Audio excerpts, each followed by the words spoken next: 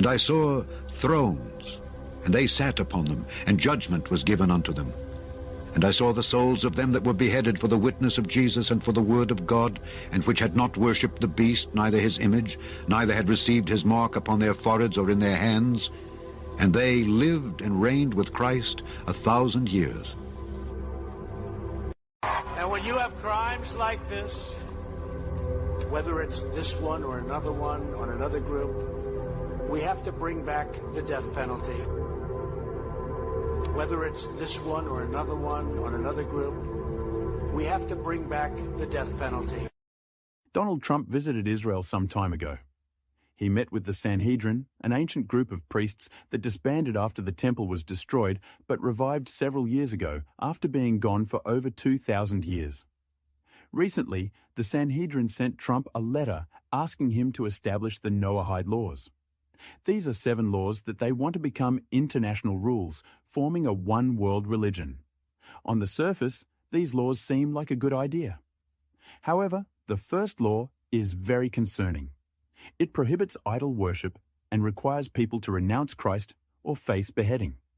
This is not a conspiracy theory, it is a fact. It has been 33 years since George Bush Sr. signed a public law establishing Noahide in the United States. This situation is very serious, and people may not believe what could happen soon.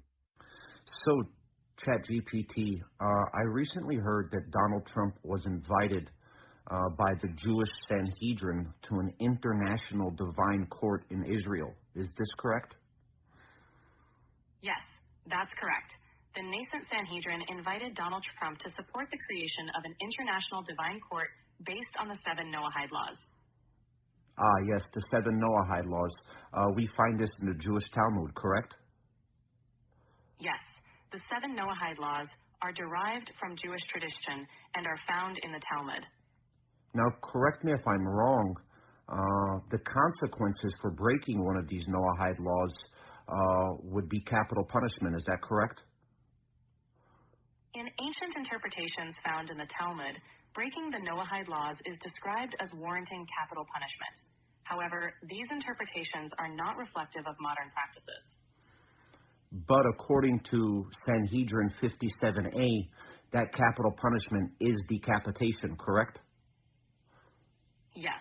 In Talmud Sanhedrin 57A, decapitation is mentioned as a form of capital punishment for breaking the Noahide laws. Now, the first Noahide law would be, thou shalt not commit idolatry, correct? Yes. The prohibition of idolatry is one of the 7 Noahide laws. Now, under Jewish beliefs, committing idolatry would be the worshiping of Jesus Christ. Is that correct? In traditional Jewish belief, worshiping any entity other than God is considered idolatry. This perspective includes the Christian worship of Jesus.